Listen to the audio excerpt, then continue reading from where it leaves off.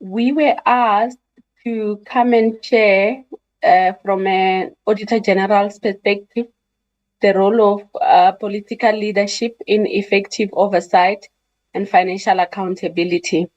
And we thought because we recently had an induction where we shared what had been coming from the previous administration in terms of the audit outcomes, I'm just going to incorporate the responses to this question using the base being those insights that we shared coming from the sixth administration to then respond to this question in a way that the honorable members will then understand where their effective oversight and financial accountability role will come in, and also that of the minister as well. So to kickstart the presentation, I'm starting with the mission and vision of the Auditor General. We are always committed to provide audit insights as part of our mission as we exist to strengthen the country's democracy.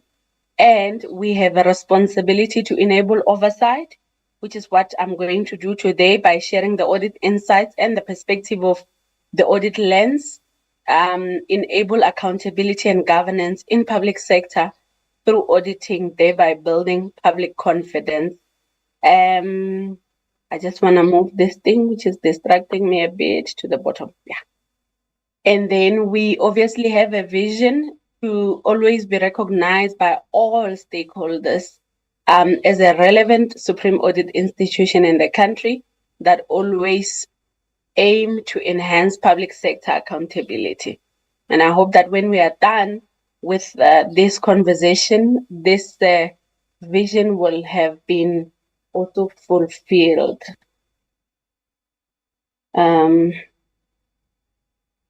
Just hold on. I'm just having a technical issue. Okay. My slides do not, for some reason, want to move. All right, here we go. So I'm sharing this for the second time today with the committee members, which is our culture shift. And I'd like to use a bit of the principles that are coming from here to respond to what the answer will be to the role of political leadership in enabling oversight and accountability. So we have this strategy that continues to challenge us, to challenge our auditees and all the stakeholders in public sector to play their role, to influence auditees such as the portfolio of public works, the department and its entities, to get to a point where they move away from doing harm to the general public to doing good to the general public. And it means they will need all of us, including the honorable members of parliament, to assist them and also to hold them accountable in all the things that they say they are going to do in line with their mandate, so that we can see the culture and the type of service that they deliver to other user departments, improving for the betterment of the lived experiences of the citizens. And I'm going to share a little bit later around this petty character of what the role of the honorable members then could be in assessing the petty character that we spoke about, or the petty culture that we spoke about the other time, which is performance, accountability, institutional integrity, and transparency. But let me re-emphasize this accountability ecosystem. So this accountability ecosystem is centered around active citizenry, advocating for the positive impact on the lived experiences of the citizens. It outlines what the roles and responsibilities of everyone who exists in the national government or the public sector of South Africa ought to be doing to enable accountability, to enable that oversight. to ultimately activate and enable delivery of services. We have captured both what is applicable in the local government space as well as what is applicable in the national and provincial government space, which is not too different. But in a nutshell, while the department and its entities is already capacitated with people that ought to have the right skills and capabilities to drive the mandate of the department, there are other role players that have been placed in this machinery to be able to enable accountability and oversight on the things that ought to be achieved by the department and its entity as a portfolio, so that the citizens of the country can have schools in the form of buildings that have been built and that are being maintained by public works. We can have clinics in all communities closer to where the communities are so that people can have access to health care. And I'm talking from a facility point of view. We can have roads and bridges so that people, in particular the people even in the rural areas, are able to have access to service delivery because there is accessibility in the places where they live, but similar in the townships as well. So all the officials that have been appointed in the department and the public entities, somebody needs to hold them accountable. And that's where the role of the political leadership, which starts with the executive authority, which is the minister, will then come in. In a later slide, I'm going to take you through some of the core principles that needs to be in place, some of the checks and balances that needs to be in place for even the minister to be able to play his oversight role as the executive authority. But over and above the executive authority, which is the minister, we then have Parliament, of which the Portfolio Committee for Public Works is then allocated to closely monitor what the department is responsible for and whether all the targets that have been set for these departments are being met, and if there are transgression to laws and regulation, that such are being dealt with swiftly, so that we can then see that petty culture that we spoke about manifesting and being realized, all for the benefit of the citizens, so that they can have service delivery that they desire to see in the country. So I have then added this slide, which one might think this is general knowledge, but it is important, even from an audit perspective, that we always go back to where everything begins that feeds in to these departments and the public entities. Because these principles, they help us to be able to hold these departments and public entities accountable to say, are they focusing on the things that they were intended to focus on? And if they are, how far are they in achieving the set targets that have been, or the aspirations that have been crafted in the MTSF, which is the medium-term strategic framework?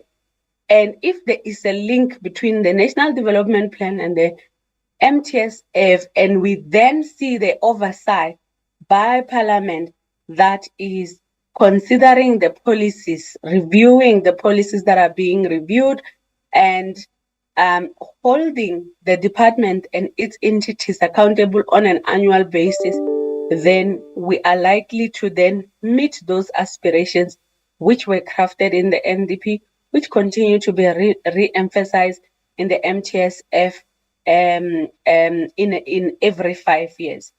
So what I want to spend a bit of time is on this basic principle, which is a wheel of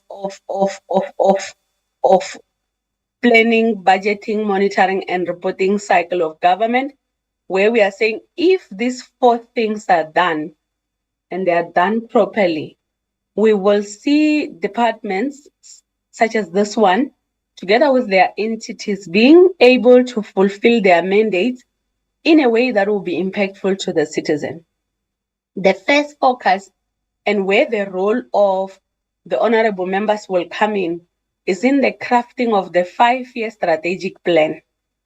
So the 5-year strategic plan, which gets crafted after the medium-term strategic framework has been crafted, seeing that we are on the 7th administration, I think this is about around this time where the medium-term strategic framework is being crafted and finalized.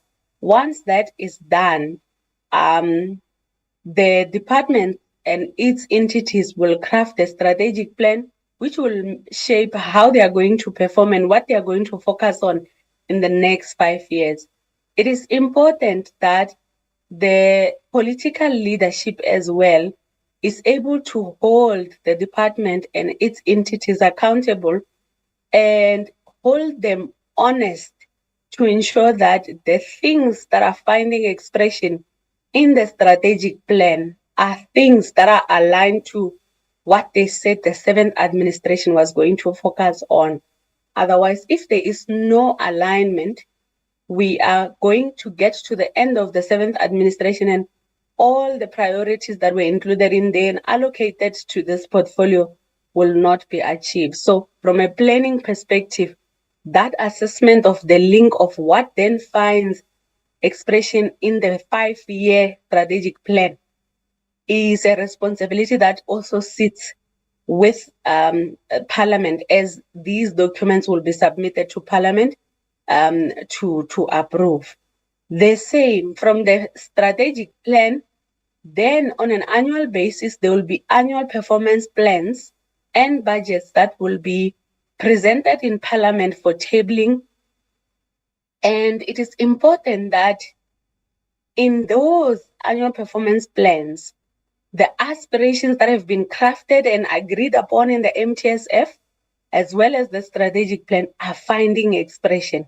Because if they are not, it means that is an indicator that then the department is deviating from those priorities and it is rather focusing on other things. So whether it achieves those things or not, that will not move the 7th administration closer to the aspirations that would have been included and agreed upon in the MTSF for the 7th administration.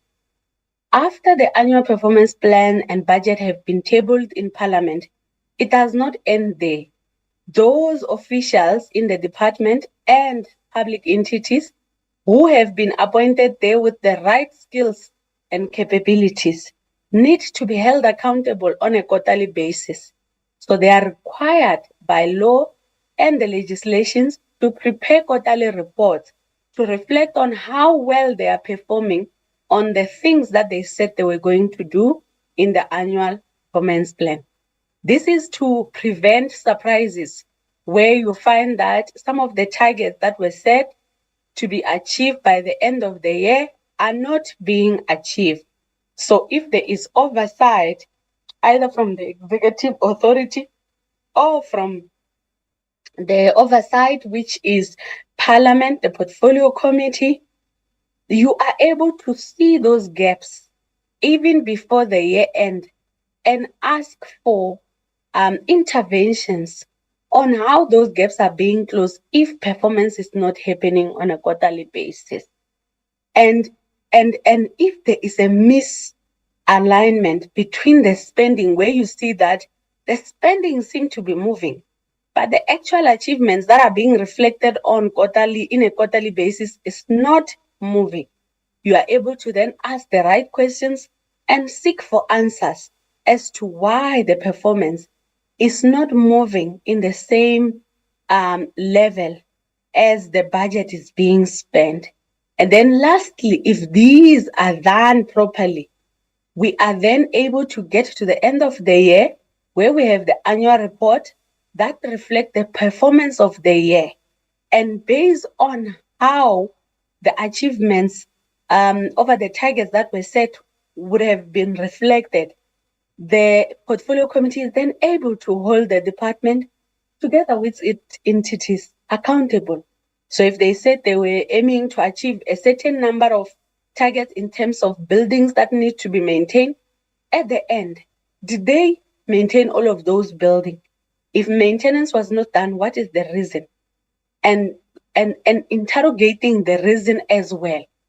And it will not make sense, for example, to find instances where the full budget on maintenance has been spent, but the targets that were set to be achieved on maintenance have not been achieved.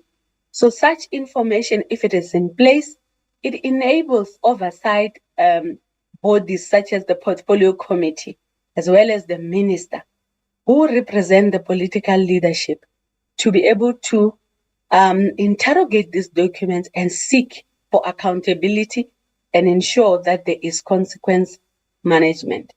And year in, year out from this cycle, we then learn and we formulate the basis that will then give us what should be the focus in the following year. So to contextualize then those principles that I have shared in the previous slide, if we revisit what we shared with the Portfolio Committee in terms of where and how the sixth administration performed, if you just look at this slide, which is the slide of audit outcomes, the oversight responsibility and ensuring that there's accountability would start with, for example, when you receive these outcomes for the current year, to see where is the action plan to deal with issues that have been repeat issues. The auditees that seem to be struggling with similar issues in the whole sixth administration, such as PMTE and IDT, whose financial statements have always had problems of not being in line with the requirements of GRAP. You would want to see what are the action plans that are going to be put in place in the seventh administration to address audit issues, and how are they different from the previous action plans? Meaning, how do we know that this time around, these action plans are going to be things that once implemented will resolve the issues? So just holding the two entities accountable, and if they send the actions, calling them on a quarterly basis to say, come and account on how you are dealing with this issue. You had committed that you will submit interim financial statement to Auditor General to audit. Have you submitted them? Calling on the internal audit function, which is a function within the department and all of these entities, to say, what is your role when this entity is struggling to produce financial statements that are of quality? What initiatives are you going to implement? And calling them after they have implemented to say, why did those initiatives not work if they didn't work? That is the role that the political leadership can play to ensure that there is accountability. And if there is accountability, there will definitely be consequence. And if there's consequence, you will tend to see that the culture will change. The last example that I want to just emphasize from what accountability could play out to be is this issue of parliamentary village, which we spoke to you about, honorable members, where since 2013-14, we did indicate that they have not submitted the financial statement for auditing. And if financial statements are not submitted for auditing, it means from a petty culture, there is no transparency.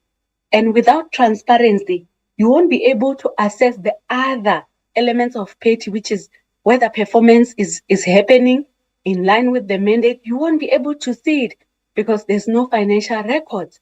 There's no performance report.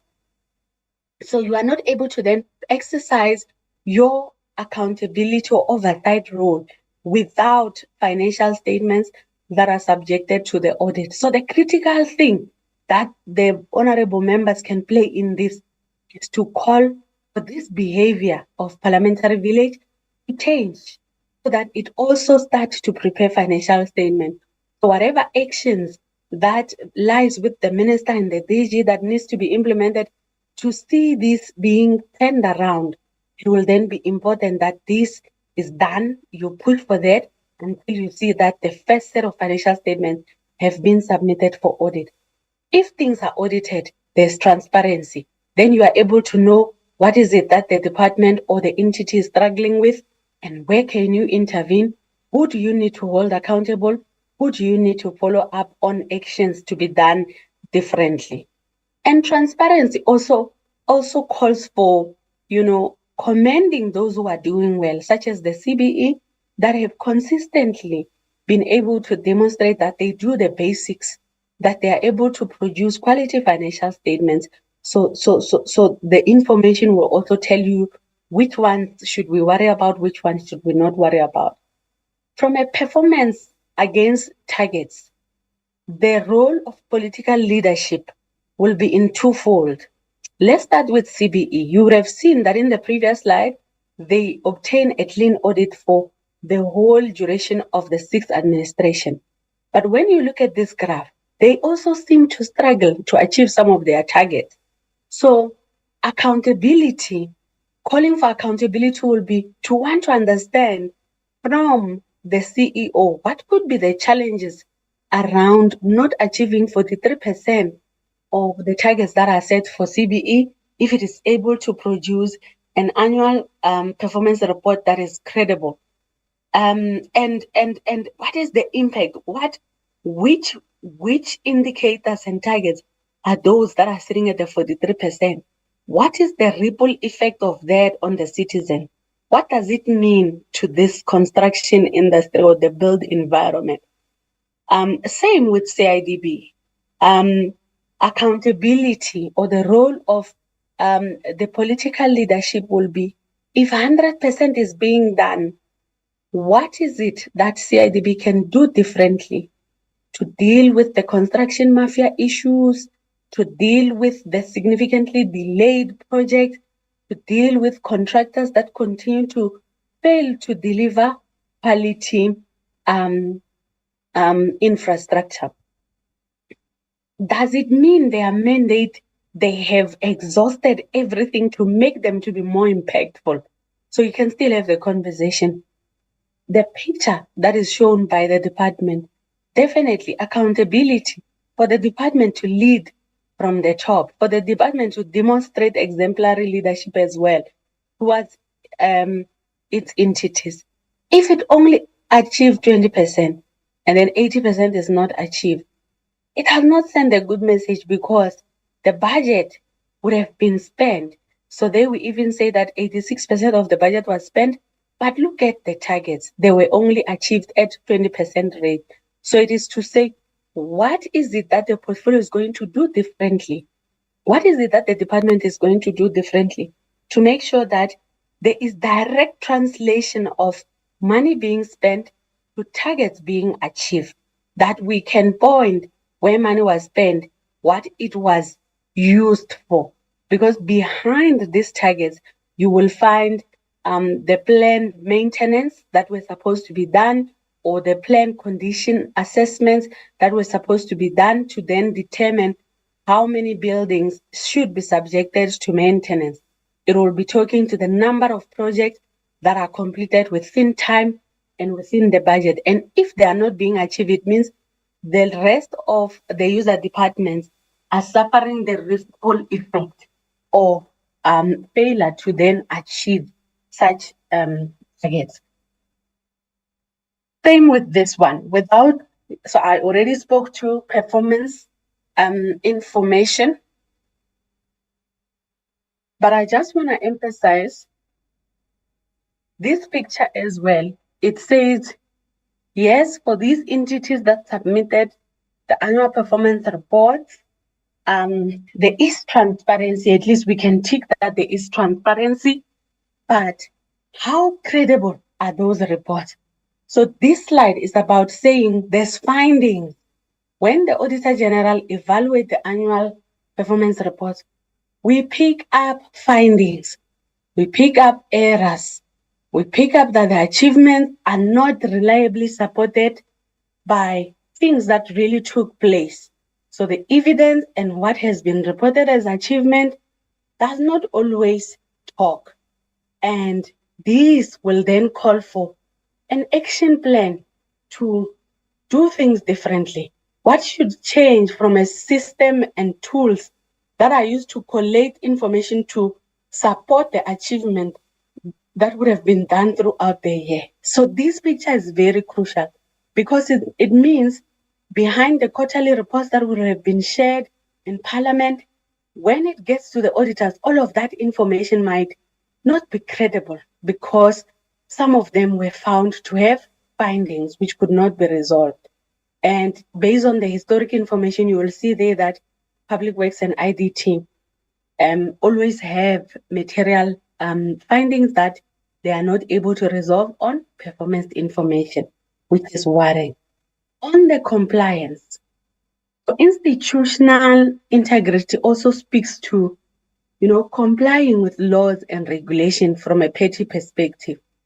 So this picture is also communicating that the portfolio is not immune to not complying with laws and regulation. There's instances of non-compliances or transgressions with laws and regulation. And especially the ones that then result in irregular expenditure.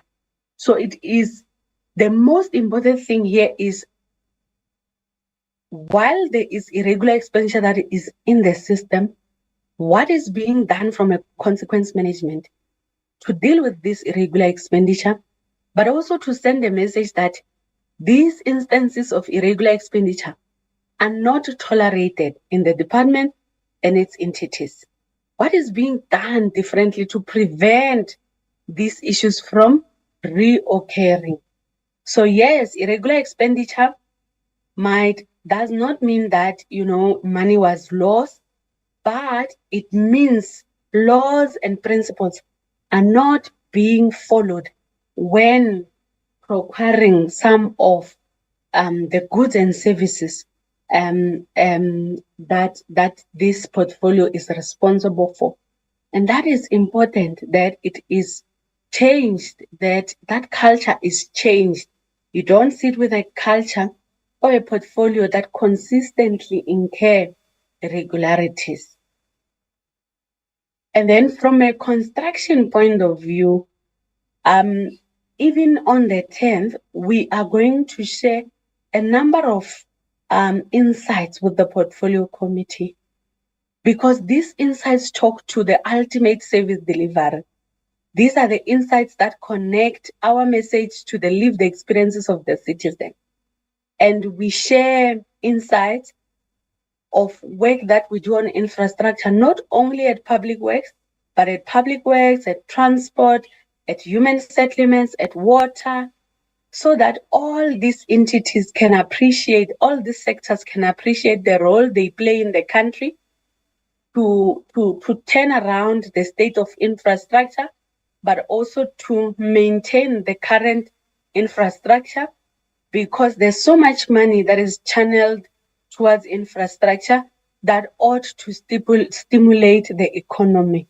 So these insights which we share on infrastructure, the role of the political leadership is to follow this through, is to pick on some of the example when you go for your oversight and hold management and hold the accounting officers and accounting authority, which will be the DG in the department and the board in the entities, to see this behavior changing. It can't be that year in, year out, we report on significantly delayed projects. Behind those, it's actual facilities that are supposed to enable service delivery, as I have spoken. So you will find in our report specific examples. Your interest will be, what is it that the department or PMTE or IDT or CIDB is doing to respond to these messages, to make sure that we don't continue to pick up the same issues of significantly delayed projects that are taking longer than anticipated to be finalized, projects that even get abandoned before they can be finalized, and in the process costing the state more money. So that will be the role of political leadership in that one. On maintenance as well, you will see that these are going to be messages that we will constantly look for ways to share with the portfolio committee. It's our response and commitment to work on insights that we can share to empower you. Why? Because there's a lot of state buildings that are in dilapidated conditions, where the user department end up vacating those buildings because they are not safe for occupation. And then we end up having the issues of hijacked buildings. We end up having issues of burned buildings, buildings that collapse, and buildings that just attract or make it easy for crime and criminal activities to take place. So we have a responsibility to share what are we picking up from a maintenance point of view. And when we do that, you should be interested to see how is PMT and the department responding to maintenance from how they are planning. How many then properties are they planning to maintain? Does it look like it's sufficient to address this problem that we have been reporting? And those are the questions that you can take up with them. That is your role.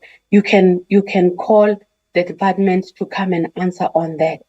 So this is also continuing just on maintenance, where we also assist and say, from what we are seeing, it looks like it's a planning issue, where majority of the maintenance that is happening seem to be reactive maintenance, where either the lifts are broken or the building is now in a very dangerous state and an incident has happened, and only then you see responses. But you hardly see proactive maintenance, such as the one that you will see in your SANRAL, for example, which we also audit so we can benchmark, where they have routine maintenance, where they don't necessarily wait for something to collapse and then go and fix. But when the time for that road comes for it to be maintained, you will see them maintaining it. So that is the behavior that we are trying to influence. But we share those insights with the honorable members, hoping that the honorable members will then start to say, let's see, when we are interrogating the APP that is submitted to us for approval or that is being tabled to us, is there indicators and targets for routine maintenance or for proactive maintenance? Or what exactly are they reporting on when it comes to maintenance? Okay. And then, so I spoke about condition assessment. The condition assessment is also something that is becoming problematic. So what we did in the past, so these are past insights, is that we also selected, because we saw that there is an increase in spending by PMTE that is done on private leases. We then said, let's visit some of the privately leased properties, meaning these are not state-owned properties. They are owned by private landlords, but some of the user department prefer to use leases. So let's go check what is the condition. Maybe the condition will justify why we see more leases instead of seeing more buildings that are being fixed and repurposed. And we picked up that the same issues of poor conditions is also prevalent in the privately leased properties. And this is to empower oversight, so that when you look at this, you can ask the right questions and interrogate further. Why are these, if the department and PMTE is then opting to go for private leases, are these landlords being held accountable to ensure that there is maintenance, to ensure that the conditions of their properties is being, investigated or assessed to prevent any cases of buildings that may collapse? And you will see going forward as well that we will share a number of pictures with you where we do our own oversight, where we do physical verification, where we go and visit some of the properties. These are the ones that we reported on last year, and showing you the condition of the properties that are under the books of PMTE. This is also a continuation to say there's a lot of money being spent on private properties, but they too seem not to be in good condition, which does not make sense. And then quickly, lastly, on the material irregularities, we have put this, which gives you the details of the ones that have now been resolved, the ones that we are currently assessing, but we find them to be appropriately being addressed, and then the ones that we don't feel they are being addressed. So we have put recommendations on there. Your role here will be to track and ask the DG and of course the minister as well, which is the same thing we've asked him to do. What is happening to these recommendations? Are these recommendations being implemented? If they are not being implemented, why? Because if these continue not to be addressed, they will move to the next step of remedial actions, and we will end up getting to the certificate of debt where these MIs are related to losses. So it is important that we use this machinery of material irregularities to assist to solve problems that we have seen in the system. And we do have good stories coming from this environment, in the likes of state funerals and state events, where we've seen things turning around and we have not seen similar instances of material irregularities repeating. So that is the aim when we issue these material irregularities. And then this one is the MTSF assessment. So we also do our own review where we check how many priorities have been allocated to public works, national department, its entities, as well as the rest of the sector, which is the provinces. And then we go to their APP, we review whether those indicators have been included. Then we color code it for you. And the purpose of that is to say, why are these aspirations, which have been included in the MTSF, not finding expression in the APP? It's very important, this one, for portfolio committee. So going forward, we'll be hearing this type of insights. And if you see it, it is a huge indicator that we may have the best aspiration in the MTSF for the 7th administration. If they are not finding expression in the APPs, what are the chances that at the end of the 7th administration, those would have been implemented? Then the chances are low if most of them are not being prioritized. So this is my landing slide. So which is the petty slide, where we are saying, us as the Auditor General of South Africa, in line with our strategy of Culture Shift 2030, we are committing that we will always provide insights to the portfolio committee, to the minister, and to all oversight role players, so that they can play their role even better. And we will always welcome invitations such as this one from NSG to come and share our insights with the aim to influence all accountability role players to act differently.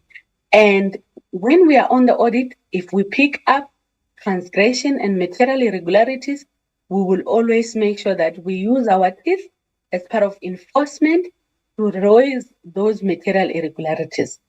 But for you, the role of the political leadership boils down to these things that you should be in the lookout for. You should be in the lookout for performance. That at the end of the day, if you forget everything I've said, performance in that the aspirations that the 7th administration is putting into place are finding expression in the APPs that are to come, which will be tabled in Parliament, which you will have to approve. It's very, very crucial. And then at the end of the year, when the department comes back, you need to interrogate whether they are achieving those targets. And if they are not, what are the reasons for not achieving those targets? And does it correlate to the spending? From an accountability point of view, transgressions that continue to happen or even failures to achieve targets, people need to be held accountable so that the DG is able to hold his personnel accountable when they fail to meet targets or when there's non-compliances with laws and regulations. Transparency. Not having issues such as the parliamentary village, which does not submit the financial statements for the longest of time. That is the first indicator of failure to enable transparency. So you want to make sure that people, all these entities, they submit their financial statements on time, per the legislated timelines, and that things are finalized on time so that transparency and accountability can continue to happen. And then last one, institutional integrity, that the leadership that we have in the portfolio stands for the right thing. They behave ethically and they comply with laws and regulation, and they always want to act in the best interest of the institution. So that is where I will stop on the presentation of the role of the political leadership in enabling oversight and financial accountability. I'm going to stop to share. Thank you very much. Thank you. Thanks for that. We will share this presentation. We will see you on the 10th. Yeah, on the 10th, as you indicated. That's where we will see you. So members, as we indicated in the morning, the energy that ought to be deployed by yourselves and sometimes by the ministers themselves, they should be deploying energy in dealing with the core business, making sure that these resources of the state are deployed for the betterment of South Africans. But oftentimes, as you've seen in your committee and as you see in this report, you will end up spending a lot of time dealing with basic issues of compliance. It robs you as a member of time to be engaging with such matters as the telecom tower, which is a substantive issue because value is lost. It robs you of the time to be asking questions about the small ports, small harbors, where there is economic value that can be derived if those were to work. So as suggested earlier by DG Lubis, part of what you need to do is to identify a set of strategic priorities for the committee. And that must constitute a minimum program. To use the American language, agree on a bipartisan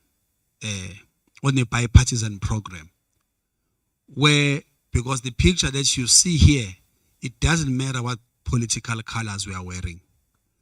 There is value lost in the economy, as you can see, and as members, we have an obligation to push the envelope to return that value into the economy. And that, be something that can be done across the party line. By bringing this input, and there's several others, so we can do other sessions with different other people living, virtually and so on. The idea is that we arm you as members of parliament. That's when you exercise oversight, when you hold us accountable, and everybody else who are able, as she said, to ask those penetrating questions. I visited a friend who's a member of parliament recently. He stays in the parliamentary village, and this is an asbestos house. It's a member of parliament. I'm sure I hope none of you as members of this committee live in an asbestos house, because there were already rulings about asbestos and houses and so on. So one of the things we will do later, we'll give it to you as a homework, is that my colleague Pindi will give you this case study. We're going to give you the case study of Parliament, the house that bent. One poet says he hopes that the sins were also incinerated. The historical sins of Parliament were also incinerated. But I'm not sure if that's the case. He was talking about prior to 1994 sins that were committed there. We will be using that case study to get you to think about what would you have done and what could you do now to get the parliament up and running. Because it might as well be that as part of your setting up of the priorities is to get the House of Parliament back on track. Because it might as well be that under your watch, that there's going to be 50% of our expenditure in the rebuilding of the parliament under your watch as a committee. It is possible. You know, you will be seeing cranes and happy, and then next thing it will be over expenditure. But the worst thing, by the way, about us is that we don't just spend all the money and so on. I mean, the escalation is that by the time we've paid 150% of the budget, the project will be 40% complete. But you are a committee. And as I said, as a committee,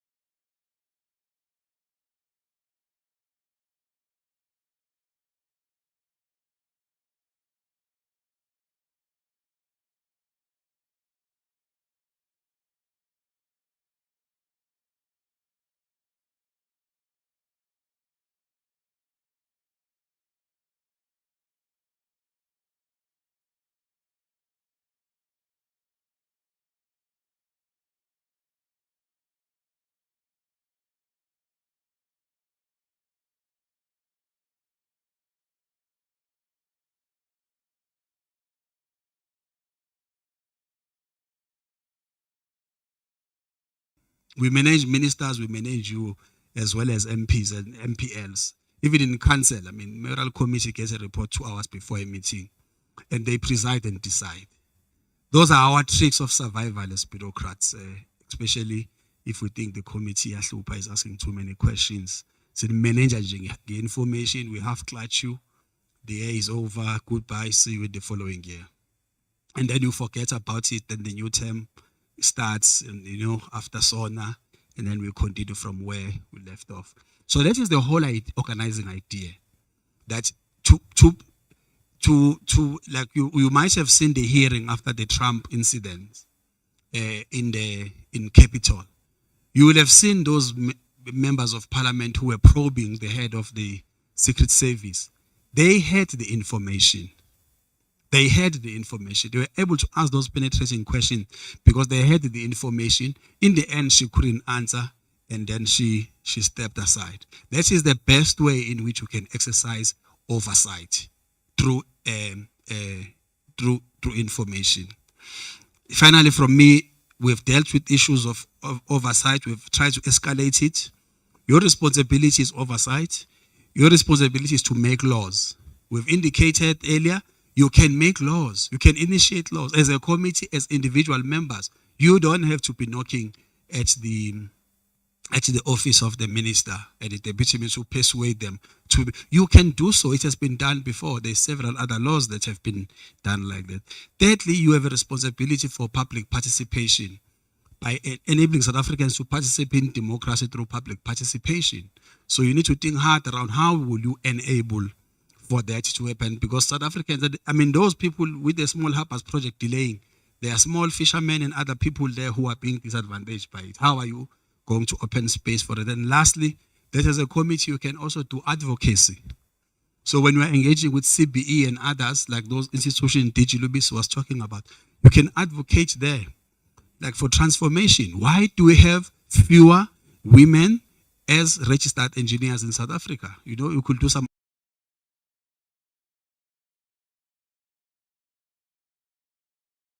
accountable, but you also do some advocacy, because that is where committees, that is where you can also play an advocacy role to make sure that the work that is being done by DHEADS, the work being done by the department, there are some synergies there, and that you initiate a skills revolution that can be done by multiple entities, multiple departments, and you become advocates. People will change how they relate with you as members of parliament if they see that you are advocating for something, for a particular idea. And it is around those responsibilities that you can find a sweet spot, a common ground, a minimum program of action for yourself as a committee. Agree with it on a bipartisan basis, if I use, that dreadful American language, and then you take things from there. Where you don't agree, you can find the ways of how you are going to deal with your own contradiction. But certainly, as I said, I read your manifestos again over this weekend. On many of the things that have been discussed here, you agree on them, including getting the department to turn the corner and become more accountable, clean audits, and so on. That is what I have seen for which. There has to be a national development agenda, and it's got to be pursued, because it is of no benefit to any South African if there is a disagreement, even on the minimum things that can be done. Because after all, regardless of the party you come from, that first page of the Constitution is what actually we should be using to hold each other accountable as political parties, as public officials. There is a line towards the end of that preamble. And, especially in the conversation around some parties that are in the national government, there is a line there that says redressing the imbalances of the past. So, in fact, I can tell you this. So this person was asking me about, so Minister Steenhuisen said he's going to do a program to empower black farmers. So this guy came and said, but what is he saying? We thought he doesn't believe in these things. So I said, hey, he's a minister, so there's a constitution now. He has a responsibility to answer how he's going to redress the imbalances of the past. There's a constitutional bind. There's nothing ideological. By law, you are obliged to do that. So, and then there are other sections of the Constitution, of course, that deal with issues of how you pursue equity and redress and so on. And so I was explaining why he appreciates that responsibility that he has. How the actual manifestation of the program happens is another matter. But eventually, when you are holding that office, we are obliged by those, including that line that says redressing the imbalances of the past. And that's a line that, in fact, what is now called employment equity PE and so on, it is born out of that line. No other line but that particular line. And nobody who earns a salary in the state can deviate from that. After all, Section 197 of the Constitution says public servants are legally obliged to loyally execute the legal mandates of the government of the day. And there is no opt-out clause. We are all obliged to do so. So we're going to go and deal with something maybe much more relatively easier to do now, but it's even more complex itself. DG Phumla, and apologies, I'm going to take leave of you. I'm going to go to another engagement now at 4:30. DG Phumla so my colleague DDG will take over, and then there will be DG Phumla, and she will explain some of the homework that you have. One of the homework we wish to recommend to you, hopefully most of you are sleeping here, is that you need to spend time as members to understand each other. You must have beer together as members. It is important to do so. You have to create cohesion. Remember, if you agree on a minimum program, there also has to be cohesion amongst yourselves as members of a committee. Because, 5 years is a long time, right? 5 years is really, really a long time. If you're buying a car, you have to pay it off in that period. 5 years is a long time. So the baby born, as you are joining, will be 5 years, will be moving to kindergarten when you exit the committee on an appointed date in May, 5 years from now. So it's important that you must build an understanding amongst yourself as committee members. We have found in the past, especially during COVID, that it broke out cohesion amongst people didn't know each other. So as a consequence, a member who's always coming late, the other members are irritated by that member. Whereas that member might just be having a problem because we are taking care of kids. We've got child care responsibilities. You are seen to be a distraction amongst your colleagues because they don't know that you've got a problem. Maybe there is a child who has a disability at home. So you can only be away for 5 hours and you must be back at home. And everybody sees you as an irritant. You are a destructive person, you are disorganized, yet you have these other obligations. So it is important, just as there are members like who must, there's no flights to Mosina. So, that's an issue for the committee because it's either you finish early or you stay over.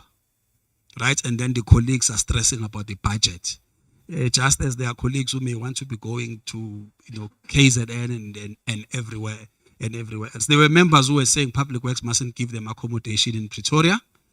They learned the hard way because it's an extremely urban biased, modernist thinking that you can be a member of the executive and stay in your own house. It presupposes that you own 2 houses in Cape Town and in Pretoria, and that you will drive your own car.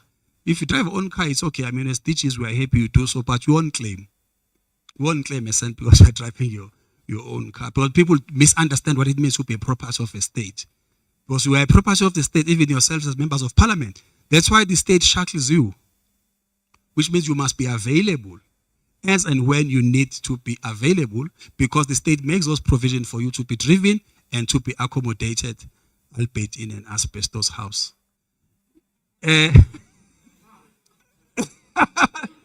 DDG. Okay. So DDG Pindi will take over. Apologies, I'm rushing to another engagement, but we'll see you. Thank you for respecting me as a program director today. Okay. Thank you, colleagues. Tinswalo, thank you for coming in. And we'll see you next time when we meet with the committee on the 10th. That's when they will ask you more questions. Okay. For now, we want to welcome Principal. I'm correcting something. We might have to do that case study today while we're still here, because tomorrow we have a short day. So I think it will be good to do that case study, but we're going to start with the topic government, communication and protocols. So tomorrow we don't become late. We need to keep time for the sake of the other people that are starting in the afternoon. Okay. So I apologize that will keep you longer, but yes. Sister Pumla Williams, welcome. She's a retired DG. She's enjoying it, and we keep on disturbing her from retirement.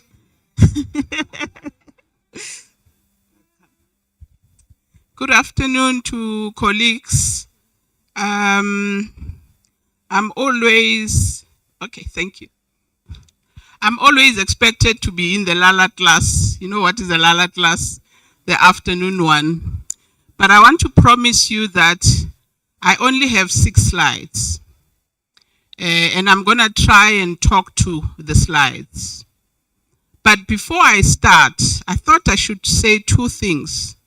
Firstly, I think I want to congratulate the Parliament communication. I think you rock with the brand. You have almost like bullied the National School of Government out of fashion. And you also rock on social media. I think around 10 people already knew where the Portfolio Committee of Public Works was. And thank God you were not sleeping. None of you were sleeping in social media. They were showing you in action. And that tells me that it's not all lost with communication in the public service, particularly in Parliament. The second thing that I thought I wanted to just pay tribute to the portfolio committees, because I was in the public service, and I've got 2 incidences of how powerful the portfolio committees are. They can either build a department or destroy it. We went to the portfolio committee, one of our first ones, I think it was 2002, 2004, somewhere there. Our team leader was late. My goodness, the portfolio committee showed us the door. Said, you are not going to be disrespectful to our committee by coming late. Go back. And we tried to plead with them. No, the flights were late. And they said, no, you go back. And we did. But what was powerful is that we learned something. We learned that our bosses are not necessarily ministers. Our bosses were Parliament. And from that time until I retired, even when I became a DG, I knew our delegation must go a night before, because that thing of going early was disadvantaging the members of Parliament. And the second thing that I wanted to even appreciate you took our department from ground zero to where it was. You know, you were so united, and I'm not talking about this portfolio committee, but I'm trying to show you how united the members of parliament. They were also coming from different political parties, but they were in one when they were telling us about what they expect us to do in terms of communication. And we took it to heart in the same way that we took to heart that reprimand of saying, go back, and we went back and we learned from that. So I think I was listening intently this morning when a principal was showing you all the opportunities that you can either make or break the Department of Public Works and Infrastructure. So I do want to say this is a very important platform of Parliament. And getting then to my presentation, and I did say that I'm going to speak to 6 slides. I'm supposed to speak about communication, and already I've given you points that, you know what, it's not all lost when it comes to Parliament. But I wanted to talk to you about the platforms of communication that can make you effective. I wanted to talk to you about the media engagement protocol that can be utilized or even destroy you if we don't manage it correctly. I also wanted to talk to you about how you engage society, because society can be your intelligence. Because as principal was saying, that departments can almost just tell you what you need to hear, not what the citizens want to hear. So I think if we can sharpen our intervention in as far as talking to the citizens of this country. And then the last one, I wanted to talk to you about public participation through your own platform, your parliamentary debates, your dialogues, whatever.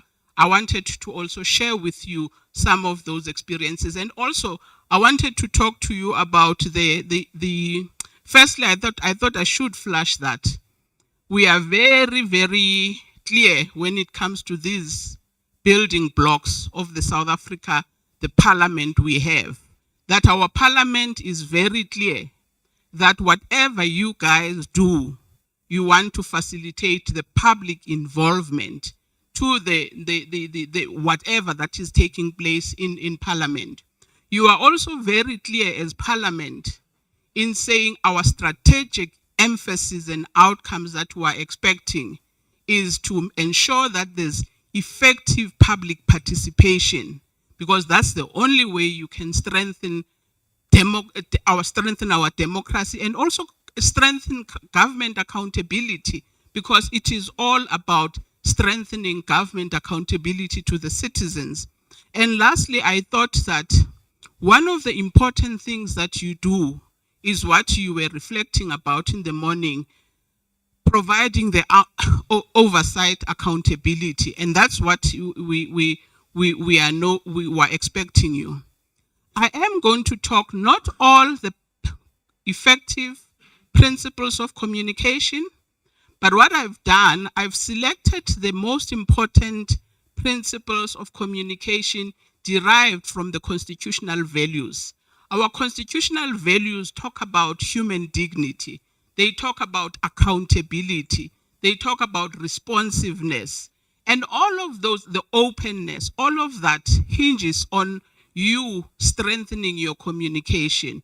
And I'm going to talk to these 4 because I'm saying that there's quite a lot of principles of effective communication. But I thought I should mention the first one, communication that is not coherent. You might just as well close shop.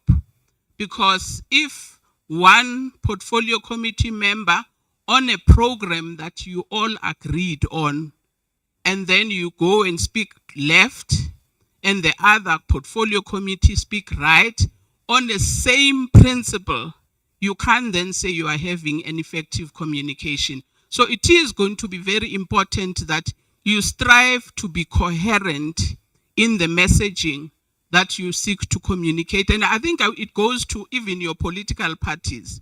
You can't be in one political party and Honorable Fana speaks one thing, Honorable Ndlozi speaks something else, then you become incoherent. This also applies here. You can't then all agree that, you know what, that Telkom building is our biggest nightmare as a portfolio committee, and we need to address it. And somebody comes and he says, no, that one is not, this one is this. So I think this is what I wanted to try and say. It is going to be important that you strengthen that. Accessible message. I don't think we can stress it enough, the issue of message that is not accessible. You can't go to an Afrikaans-dominated audience and you go and speak Sepedi. And I know that all our 11 languages, 12 languages are official languages, but you also have to be sensitive to the audience that you're talking to. So I don't think it's something that you should lose sight of when you do your oversight engagement. The language is very important, and I think it's something that used to be stressed quite a lot. I think at some point GCIS was even reported to that structure of the languages, that we were not using all of them, because government, with its limited resources, we tend to cut corners and say, you know what, I think we can leave Sitsonga, it doesn't matter. All those languages are relevant, and I thought I should mention that. The third element that I thought I wanted to emphasize, respect and listening capacity. You can't go and say you are going to do oversight facilities, oversight activities, and then not have the patience to listen to an ordinary person that you are talking to. I think it also doesn't augur well in terms of having an effective communication, and it also shows disrespect. I've often seen Makulus going there to try and say, you know what, can you please listen to this? And people just become impatient. Program director, no, mama, I don't think it augurs well. As members and public representative, we have to try and see how we manage it. And I will talk to it at some point. Consistency. Communication that is a once-off, you might just as well not do it. You have to be consistent at all times. You can't say, I've spoken last month and this month I don't have to speak. So I thought that those 4 are the most critical ones in terms of your team that is managing your communication, that they have to ensure that you are coherent, you are accessible, you respect, you listen, you are consistent. I'm going to talk also on high level on the platforms that can be used. The first one that I feel very strongly that we can also really hone in on it. There is no effective communication that is beaten by face-to-face. The reason I wanted to also emphasize this, government or departments are obsessed with Izimbizo. There's nothing wrong with Izimbizo, I have to say, but they also have their limitations, because you also need to make sure that there's some kind of two-way communication. What we have found very useful, and I think you might explore it because you are a smaller committee, what we call city hall meetings. GCIS used to have database at local level. What we meant with the city hall, you have a leadership of business in that particular district. You've got church leaders in that particular district. You've got community leaders in that district. You've got influential people. So we used to talk of about 200 to 300. But the advantage of these forums, I had found them to be much more engaging. You are able to sit with the community or those leaders and say, we are a portfolio committee. We are coming here to oversight this particular school. It's been in our radar. And then you tell them, this is what we think. And they tell you what they think. So the point I'm making is that they become an intelligence for you. That when you go back to the department is not going to mess you around. because you already know what communities think. You know, one example that I like making, one infrastructure that was created in my area, they decided to grade a street. There was nothing wrong with that street, but it was in the plan. And I happened to have been speaking to that community. They said, you know, Sisi, the government, we don't know how it thinks. They come with an infrastructure project. We told them there's nothing wrong with the streets here. We want a vegetable garden. But imagine if I was a portfolio committee member and the department comes and tells me about, no, our street is great. You already have an intelligence from community, because what those members of the community were saying, we are unemployed. We're not working. This street is fine. It has no potholes or nothing. All we requested during the planning is that can they give us that open, there's even an open space there. We just want that open space to do vegetable garden and use young people to be able, and we can sell to the schools for the nutrition. And that's what I'm saying, that these city hall meetings would assist you in getting that kind of feedback in some of the oversight projects that you do. But the other advantage, it has a multiplier effect. Remember, I said that it's mainly leaders of that particular district that you engage with, but they've got constituencies when they go back and they are able to share with them to say, actually, this is what the game plan of the department is with this particular infrastructure. The second platform that I honestly feel that we underrate it, but we can use it more, community radio station.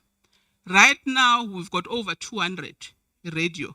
And members, I can promise you, if, for instance, when you finish this oversight, you go to MAMS. There's a community radio station here in Mamelodi. It's called MAMS. Chairperson or anybody delegated, you then go there, talk to them. A lot of people are frustrated with that building in that city center. Imagine if when you finish this, you go and do an interview in the MAMS, because a reception of Imams Mamelodi community radio station targets the constituency that you have. And you can do it in almost every district. You go to the Northern Cape, there's a community radio station. You go to Soweto, there's a Jozi FM, and they are very, very popular, those community radio stations. And all I'm saying to you, you can put it in your suite, that when you finish every oversight that you finish doing, try and go and have an hour or half or 30 minutes or even 15 minutes to just go and feedback to the constituency that we were here and this is what we were trying to do. Mainstream media, I think I've already given you so much points with, you know, Parliament is so improved with its communication. I mean, when I was preparing for this, I actually went through the website. They've got almost everything that you need to know. And most of the time, the mainstream media picks it up because they've got media that is based in Parliament. But the problem with the mainstream media, they pick and choose what they want. And sometimes they even distort. So it becomes important. One of the things that I like in your platforms, you always have a wrap-up statement. After the event, whatever outgoing that you do, you always have a wrap-up. But you can also have a multiplier by making those small sound clips, yes, on your social media. And I think it's one thing that we should not lose sight of. I find your wrap-up statements very enlightening of what is happening, but not many people go to the website to read them. So in that case, we have to find a way of going to the social media. The principal was talking about technology. Social media is as good as the person who is managing for you. They can be a nightmare, or else they can be a very effective tool for yourselves. As I said that this morning, they were already showing you what you are doing. Once you give it to a wrong person, that like a guy who ended up putting himself naked in the handle of the department, showering, then it becomes a nightmare. And she then says, no, it was my private time. There's no private time on social media. So I think it's an effective tool, but you have to be careful. Young people are very, very creative with their, because most of the time it's young people who are using it. Even this one, when I was reprimanding, oh, no, this Pumla, it was my private time. I said, there's no private time on social media. You are handling a portfolio committee or a department's handle. But I think one of the things that I've seen, some of the chairpersons of the portfolio committees, they are having their own handle. And they try, and maybe you might consider doing that, a chairperson, because I see some of them. There's also a podcast. You can control what you tell people on the podcast. Parliament has it, but I think you don't have to depend on the SABC or on newsroom saying what they want to say or asking you what they want to ask you. So you can also consider that. I thought I wanted to also briefly speak about media protocol. Communication of the members of Parliament is key. The first one is a press conference. You know, one of the things, and I've highlighted this because I did indicate on the website of GCIS, there's a handbook that tells you everything that you need to know. I'm just pulling out the most glaring ones that tend to happen. Portfolio committee calls a press conference, but they had not prepared. They knew that that press conference is key. For example, you've said you've gone to this Telkom.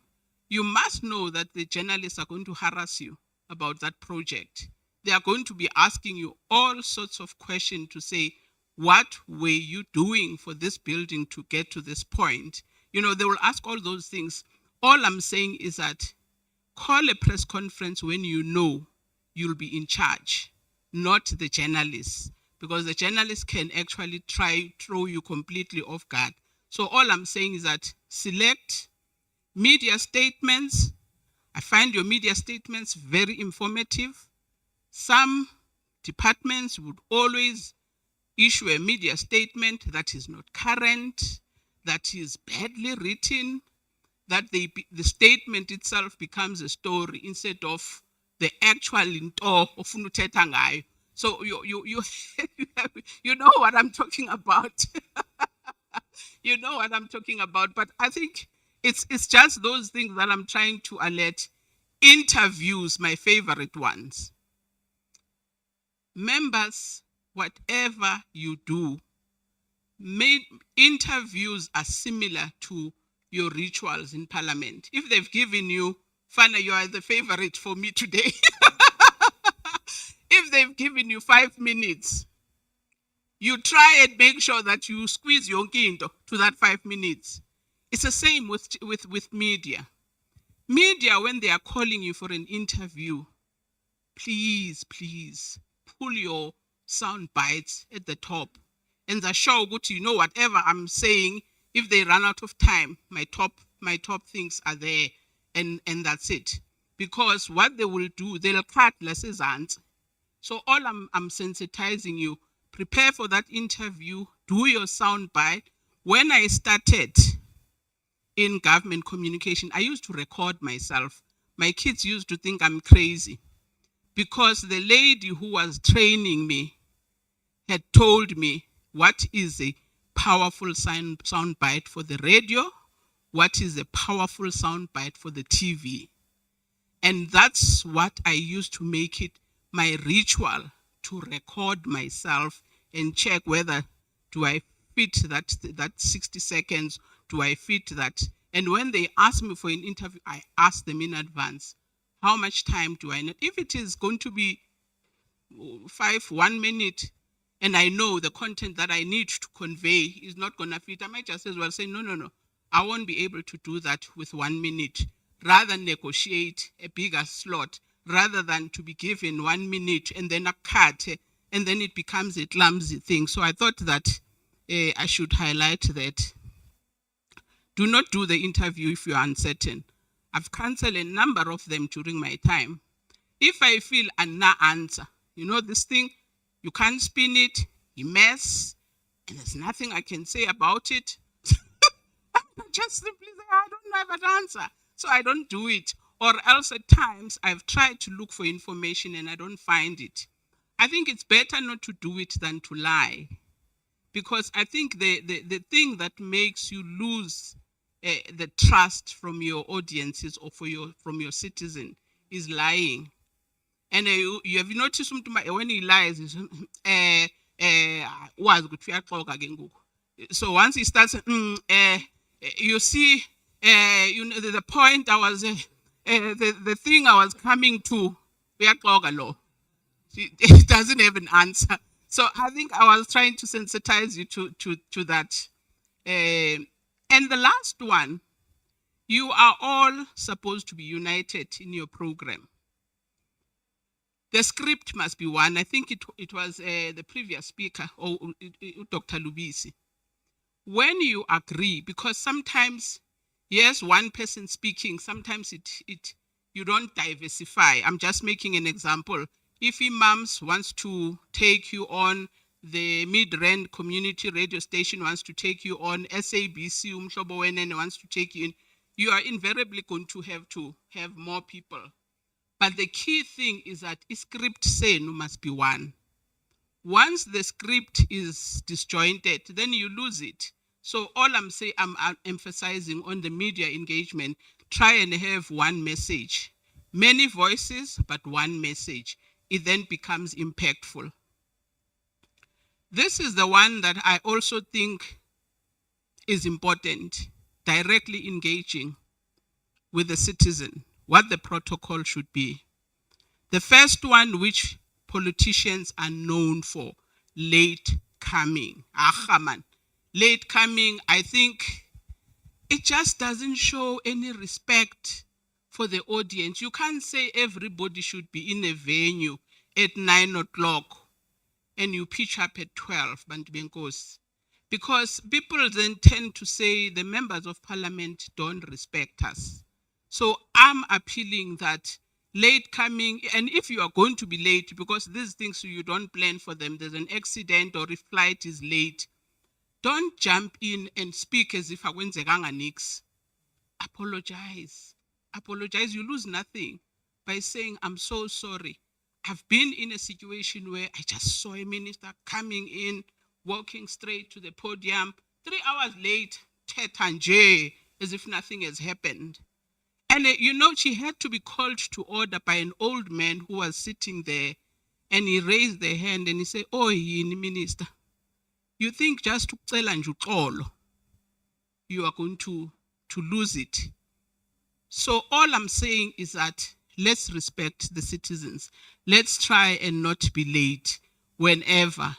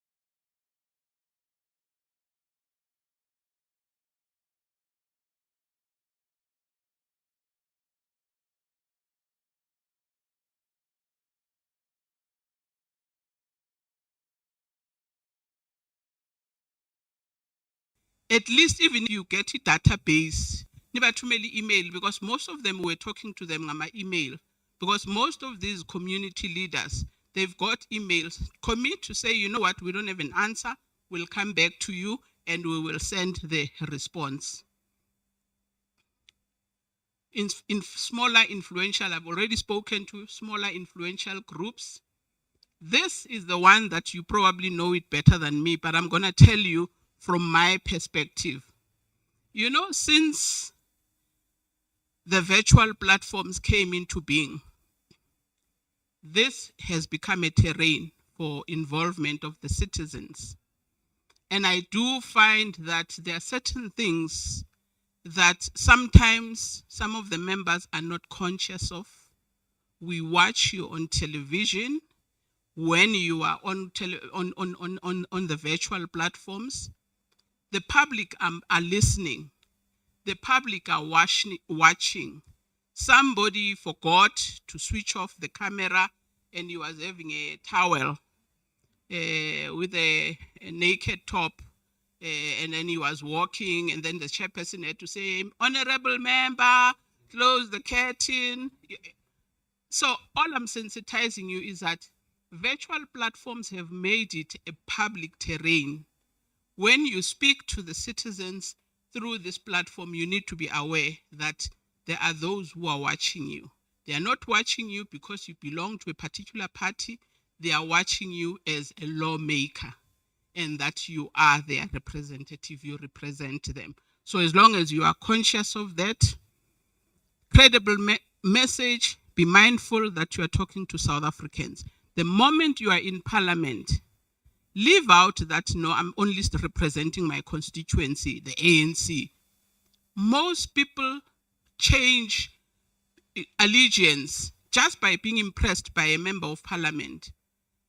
My sister, I don't know how many times he changes allegiance. He says, yo, Pumla, that one, I think nakanjani ndiyomvotela. So people actually watch you, and then you need to be conscious of that I'm talking to potential members or potential South Africans that are keen. So I'm always asking that we should be the posture. I know that I'm not going to get into the space of how you deal with the parliament debates. But one of the things that I often find that you do actually, I must give you the credit. You communicate amongst each other with respect. Honorable member, honorable Ntontoni, whatever. But you must also be conscious of there's also Pumla who's sitting at home. Respect yourself, but also respect me, who is interested to listen to Honorable Reddy, or who's is interested in listening to Honorable Phiri. So all I'm sensitizing you to say, somebody may irritate you by calling you to order. Don't lose your composure. Remain calm. Remember that there's Pumla who's watching, who's interested to listen to what you are saying. Last bit, important facts up front in parliament when you debate. Sometimes you run out of time, and then they will say you've run out of your time.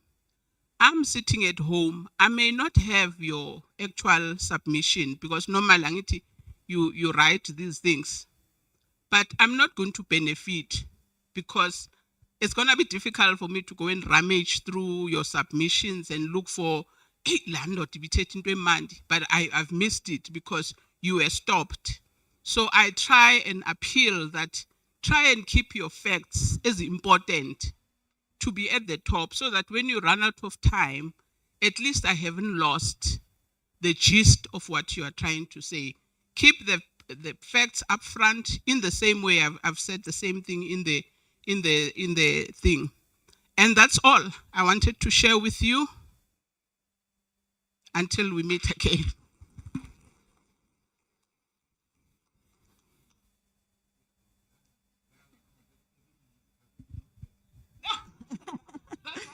In the afternoons. Okay, just to make sure, no questions for her?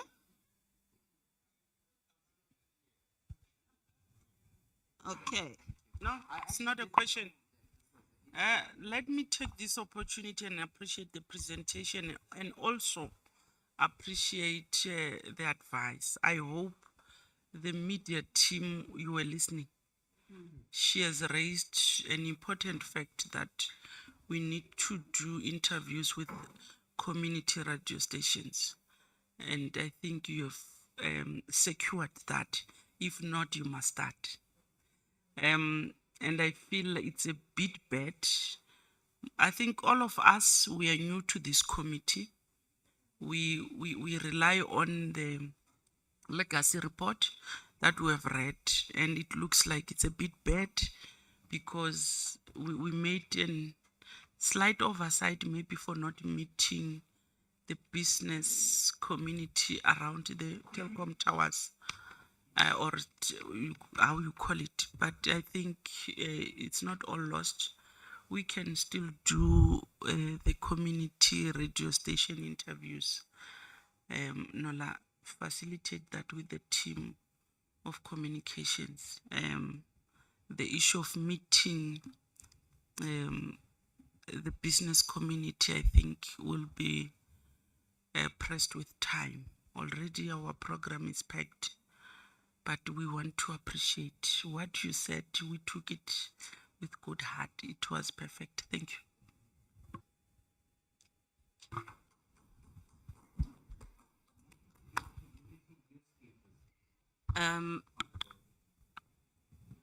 I would just like to say, honorable members, we currently, when we're preparing to go for public hearings on any piece of legislation as part of our public participation role in Parliament, we utilize mostly community radio stations, especially targeting an area that we'll be visiting at a point in time. So that how we do that, we do pre the visit and post visit, as well as during the actual public hearing itself. But we take note of the fact that we need to augment it further as utilize it for oversight visits as well, and not only limited to public participation for legislative processes.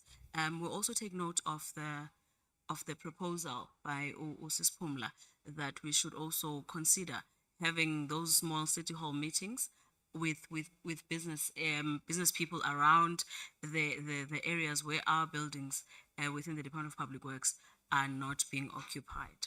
What we are currently planning, Sis Pumla, as a committee, is to go to George. You may probably heard from the earlier conversations, especially from the chair, that we plan to go to George to conduct an oversight visit on the George debacle.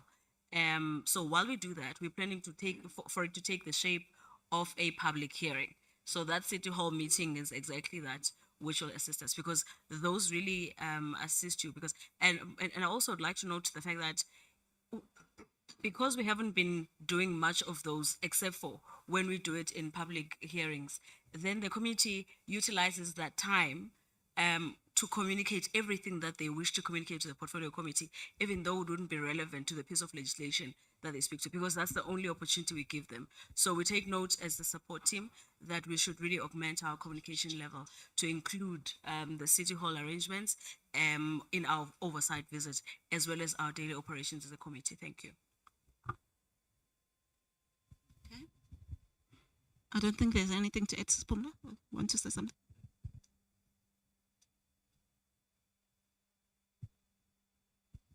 Thank you very much. I wanted to respond to Honorable Reddy on the community print. You know, when I left, I think they were going through a very difficult time. You struggle to find a community newspaper that is current. So sometimes you will find that you invite them, but your story will come out a month later. So they were struggling, and part of the problem is that everybody's going digital. Who still buys a newspaper, a hard copy? Nobody buys it. So it's just that I am saying this thing guardedly because they love their newspaper hard copy. But the point is that not many people go there. We were saying to them, consider going digital. Then politicians will assist you, will work with you, they will give you content. But if you're still printing 1 month later, who still wants to read that newspaper? So there are still those challenges with the print media. But thank you very much. And I appreciate what Honorable Member was saying. You can't go wrong with community when you interact with them. Thanks. Thank you, Sis Pumla. Can we give a round of applause? Thank you so much. Thank you, members. Now taking you back to school a bit for the last session, because we're not going to be able to do this tomorrow. So we've got a case study that we've emailed you. Everyone's received it. And we then thought, because you are responsible, we decided to change what we normally do with other committees and be more focused for you and look at the parliamentary fire and ask you to answer these questions. There are about 4 questions. We'll give you, because you're tired, 30 minutes will be fine to answer those 4 questions. 30 minutes. I'm going to give you 30 minutes. Okay, 15 minutes then to work in your groups and come back and report. Okay? Yes. So you've got the 4 questions to just think around this question. Says, what could the committee have done to prevent the fire? What could the committee have done to ensure consequence management? Put yourself as if you were there. What could the committee have done to fast track the rebuilding of Parliament? What will the committee do to ensure that the rebuilding project is done on time, on cost, and according to specifications? So the next slide. Okay, we took the liberty to put you in groups. Because there's one room that is just outside across. So you went, he broke it again. But you've got this on your emails as well. Yes. So can we say group 1, you can stretch your legs and grab coffee and go to the room across. Then group 2 and group 3 can stay in the room, one on one side and the other one. Group 2 can be this side, group 3 this side. Okay. So we come back. It's now 10 to 5. 10 to 5. Group 1 is across. He's going to show you the room. And while you're in your group, it's 10 minutes enough. Okay. You decide who's going to report back for the group. Okay. We need teamwork.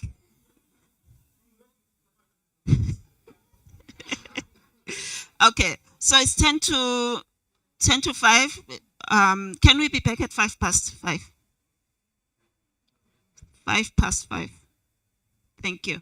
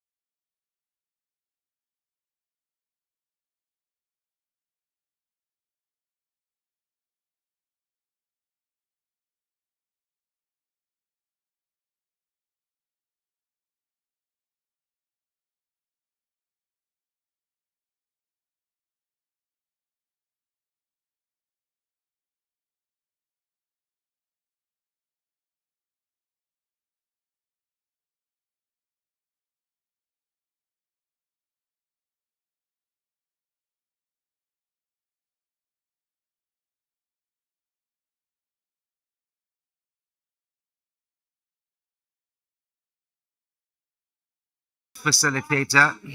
We need to be disciplined and follow the facilitator, number one. So as a disciplined member and in the interest of time, we had considered the case study in detail, and we took a few things which we've accepted, taken for granted. Number one, it was a committee that's looking at the case study.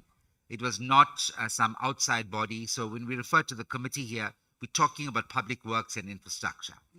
Secondly, we said that we divorced ourselves from the fire we know.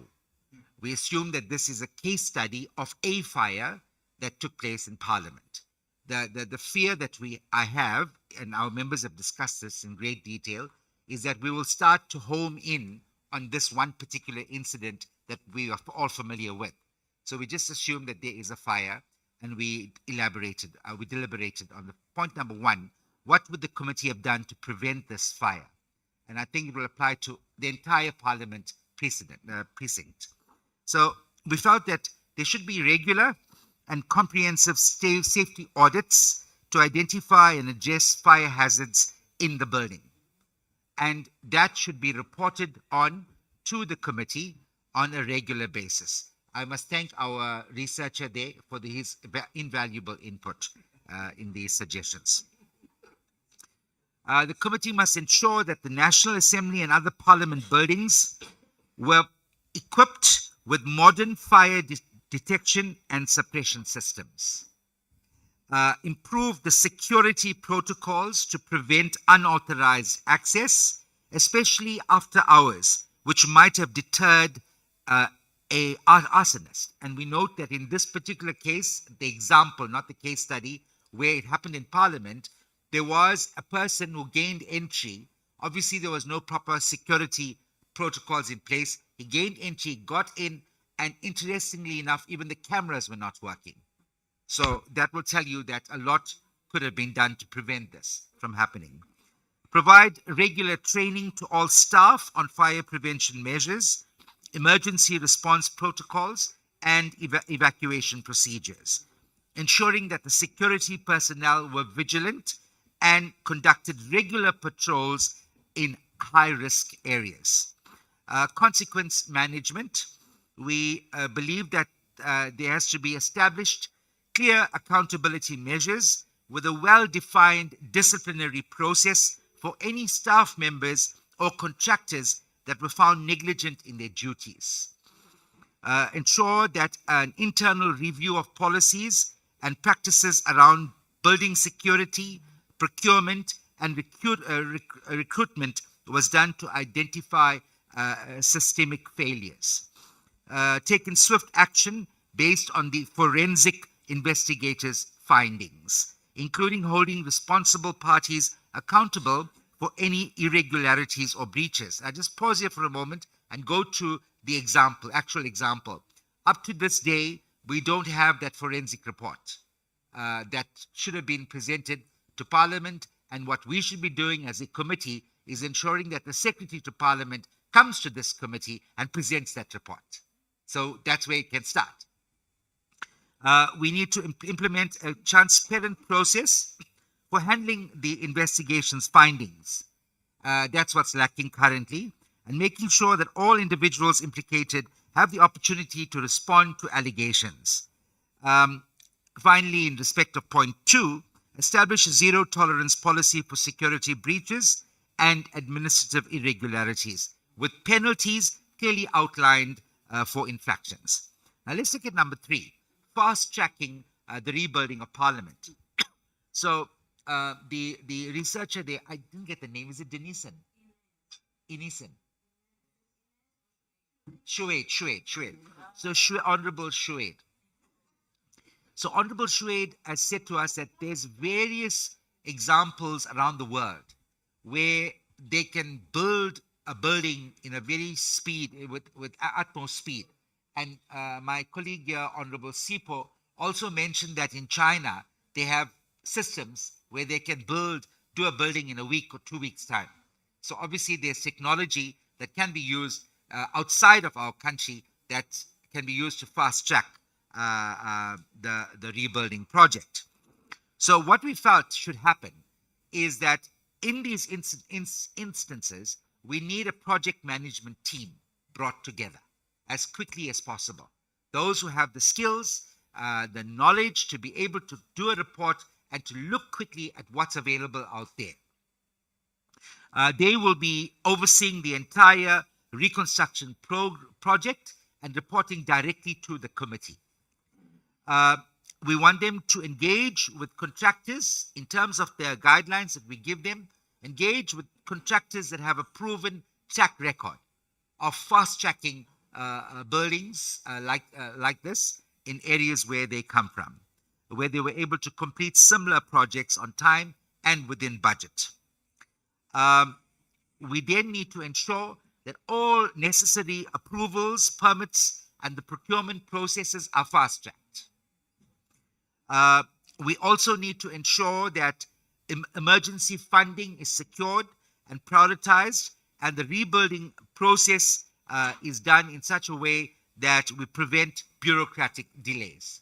So we'll use whatever sections or legal means possible to fast-track the normal delayed projects. We want to lever technology and modern building methods to speed up the construction while maintaining quality and safety standards. Finally, what will the committee do to ensure that the rebuilding project is done on time, on cost, and according to specifications? Here, we said as a committee, we will set up project objectives with detailed timelines, budgets, and deliverables to guide the entire process. We will monitor each one, get regular updates and feedback. The chair can also assist by possibly having meetings with the team and be able to provide us with feedback whenever we meet as a committee. Ensure continuous monitoring and evaluation of the project's progress. Now, these suggestions came from Sia Gama here, who has extensive experience in project management within the government environment, as well as Mr. Nkosanati Umalo. They said that what we should do is establish a project oversight committee that includes representatives from Parliament, Public Works, and independent experts. An open and transparent tender process must be used to ensure the best contractors are selected and to prevent any procurement irregularities. Regularly audit the progress of the construction, ensuring that the contractors adhere to the agreed upon specifications and the budget. Implement strict penalties for contractors who fail to meet deadlines or quality standards, while also providing incentives for timely completion. Hold regular progress meetings with stakeholders to address any delays or issues as soon as they arise, allowing for course corrections if necessary. Finally, we say to the chair, appoint Team 3 to handle the repairs to this building, and we will get it done in no time. Thank you. Okay. Before you proceed, facilitator, earlier on today, there was a presentation of ethics. We want to urge members to be ethical. They must not lie under oath. Well said, Chair. I saw that the team dedicated even their thinking capability to one of their members. Okay. The group that was in the room was the second.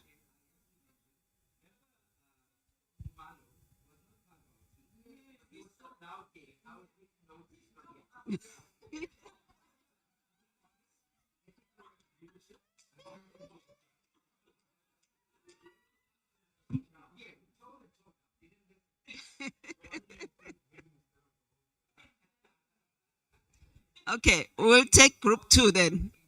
Team 2. Thank you very much, facilitator. We understand that the expropriation bill was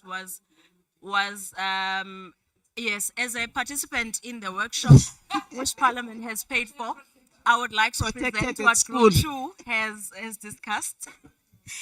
We understand that the expropriation bill was processed by this committee, but it doesn't give Honorable Reddy to expropriate everything that we own. Without compensation. So, all right, as we delve deeper into the responses to the questions, we then sat as a group and realized that as a committee, it is not our responsibility to implement. We are not operational. Ours is we are basically mandated to conduct oversight over the executive, which is the department that is operational. So from our standpoint, we feel that there's no way that the fire could have been prevented because it did actually happen under the circumstances upon which it did. But what we could possibly do as a committee going forward would be that we know that the department has presented to the committee that it has a project on access points, one in the precinct and in the parliamentary villages, as well as other prestige accommodation within the country. So the role of the portfolio committee then comes into ensuring that the department actually lives to its mandate and implements the projects and the programs that it presents to the committee when it wants the committee to appropriate when it wants National Treasury to appropriate funds to it so that it can actually implement. So that's our role. So we'll basically make sure that we intensify our oversight role when it comes to the budgeting aspects, also by holding regular briefings with the department to ensure that all the projects that have been presented and that are according to the annual performance plans are actually being implemented thoroughly, and to ensure that one of those access points projects actually comes to finalization, because the main reason why there was a fire in Parliament is because there was a homeless person who was not supposed to be in Parliament, but who did make their way into Parliament through our porous access points. And the second one is that the question is asking what could the committee have done to ensure the consequence management. We would then ensure that the access points we enhance the access points through digital security, because one of our members was actually even making an example that if we had technology that could literally show the protection officers were on duty that evening, or rather the police officers that are housed in the precinct, that way the system should have been then technically compliant and up to date, it would have been easily detected that there was a fire starting somewhere through technology. So basically what the committee would then do is to ensure that the department ensures that all its accommodation is properly maintained and everything that has to be done in a building is thoroughly done as in the way it's supposed to be done. And this we also do through our engagements with the department and oversight responsibility. And then we'd always make sure that whoever's responsible for lack of, or rather, for lack of a better word, for being negligent for the action to result in a fire and the devastation that it happened. So those people must be held accountable, and there must be a process through which they are taken. This the committee will also ensure through its engagements with the department. On number 3, in terms of fast-tracking the rebuilding of Parliament, we know that one of the bottlenecks in the current project of the rebuilding of Parliament is because of the National Heritage Council issues, because it's a heritage site, and therefore, according to the regulations, the building is supposed to be as close as possible to what it was before, to just resemble exactly that which it was. But there's one entity that reports to the Department of Public Works and Infrastructure that is called Agrimo SA, that is responsible to certify innovative products that the country would, or any individual would basically present to them. And at their site, this we saw during one of our previous oversights in the previous parliaments, they have testing stations in which they take all those materials through a fire test, a water test, and any other kind of test. So we would then, as a committee, ensure that the department allocates the correct budget to that entity, so that they can actually be fully resourced with human capital, the right skills for people to go through, to take the products through testing, as well as give them enough budget to also market their products to the public, and as well as to other government departments as well, so that we can use more innovative products in terms of building going towards the future, instead of using brick and mortar and and all of those things. Because an example is that the reason why we were told that the reason why the fire quickly ravaged the National Assembly is because of how the assembly was built. Most of the interior was made of wood, so that alone is a fire hazard. Lastly, in terms of the time cost and according to specifications, to ensure that the building is thoroughly done on time within project. So we're saying the committee would have to strengthen its oversight role in ensuring that it holds constant briefings and on the project to ensure that the project actually is within time frames, as well as constant oversight visits to the precinct, just to ensure that everything happens as it has been presented. Thank you very much. Thank you, Group 2. Okay. And we'll make sure that you don't get punished for not listening to the chairperson, because we should have given you these parameters before we went into the room so that the right person makes the notes. Sorry, Chair. Okay. Okay. Can we take Group 1 before?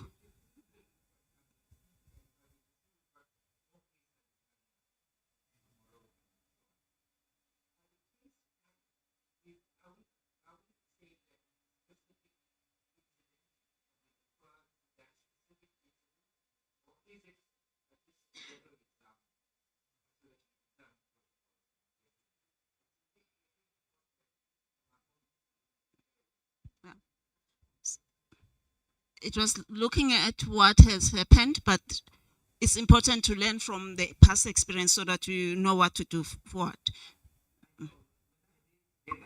Man, Radi, don't justify. Just accept that you missed the point.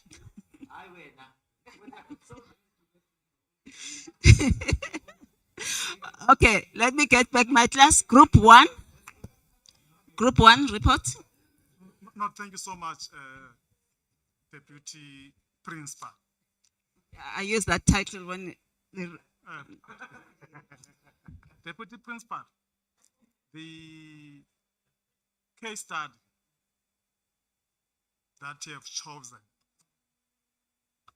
is quite interesting, because you have chosen what as the committee was seized with. And we dare not to be failed by our memories when we're dealing with this question, because that's what was seized with. First and foremost, on responding to question number 1, the Parliament on its own is a national key point. By its virtue being a national key point, what should have been done, or how it's supposed to be, there should be a continuous oversight on the maintenance of the building as a whole, including whether the building comply the fire and other areas that it should comply to. Therefore, because of its initial key point, the issue of inspection should be regular in such a way that it should be quarterly, so that the inspection from time to time, the committee should get a report that says that on this date, the maintenance was undertaken. Then that's the first question that we're responding to. On the second question, on the question of consequence management, when we're, as a student here earlier, we're told that there are 2 types of representatives. There are elected ones and there are appointed ones. Then the responsibility of the elected ones is to oversight, and the responsibility of the appointed one is to implement, and are in the process of implementing. They have to account. Therefore, the best way that is in line with the function of the committee is to request a report from the appointed one, the implementers. And account on what is it that they found as a problem and what is it that they are doing on addressing such a problem. And then we evaluate such as the committee. We decide whether we're comfortable with it or we add so that we prevent it even for the near future. Because ours is to provide strategic leadership as the committee. Then moving to the third question. The reality is that the Protocol Committee oversights, not appoint the implementing agents or the service providers. But once you have been told that the implementing agents is such as company, then we have to summon both the department and the implementing agents. But in that process, the committee has got a role, and the different committees got a role in Parliament. For instance, the Joint Standing Committee on Financial Management of the committee should have set and looked on the question of budget, so as to fast track the project, and make sure that look on the plan and the budget, the plan, as well as the time when the project will start and when it will end. And to make sure that after that, it goes back to the committee now. That the committee, after I've received that report, will use that report to oversight both the implementing agency and the department, whether it is implementing in line with the plans and in line with the completion date and the stages that the project should be. Then on the last one, rebuilding. If you notice, the response on question 3 and 4 are more or less the same. It's more about close monitoring or overseeing, through oversighting the implementation of the project in line with the timeframes, the cost reported, and specifications reported.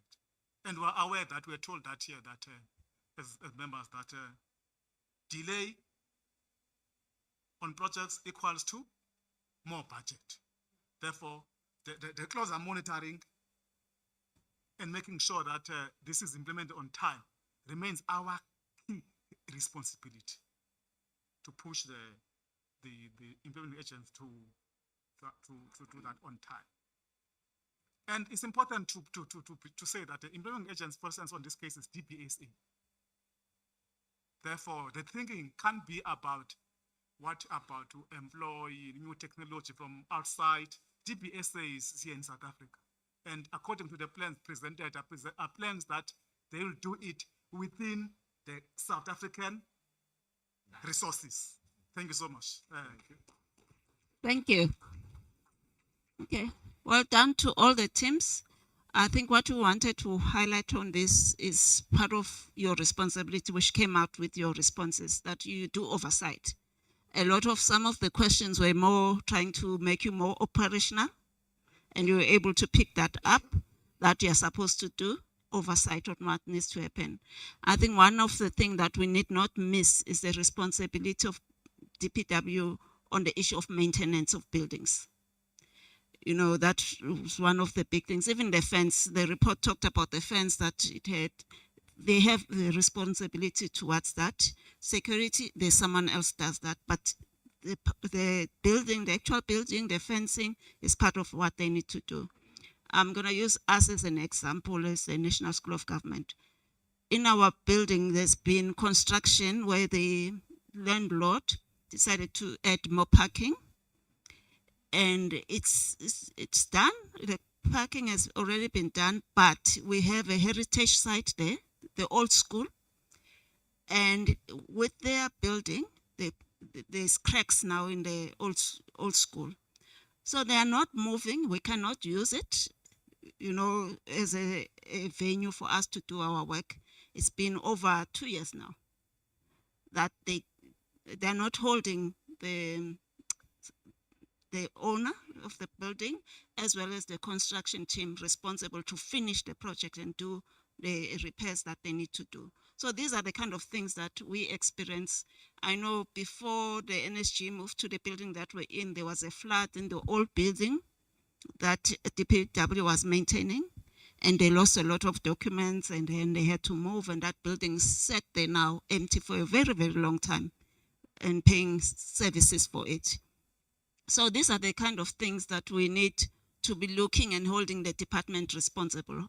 Do they have a maintenance plan in place? Do they report on that when they come to the committee, as with the new buildings that they're doing?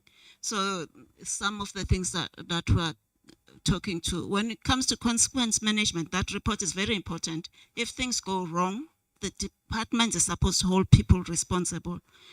We don't wait for AG to come back. We need to also look. It could be a report from AG that can talk that there has not been consequence management. We do a follow-up as part of the things as oversight that you do. You will also hold them accountable that they're doing those things. And yes, 3 and 4, please push them for the sake of all of us. There's a lot of money that is being wasted if they don't complete the project. But it just shows the pattern. Even other projects, there's delays. So how are we making sure that the department is responsive, does things within cost? Oh yes, let me share this one. We're online. We asked for, so I talked about that, the other side, they've done parking. So there's a potential to rise that building next to us and make it, we want to build more classes for us as a school and have more venues that we can use. So we asked the team to come and for a meeting to ask them to say, this is what we want to do. And they told us how much it would cost us without doing a needs analysis of what is it that we want, what will come into all of that. They already had a price tag.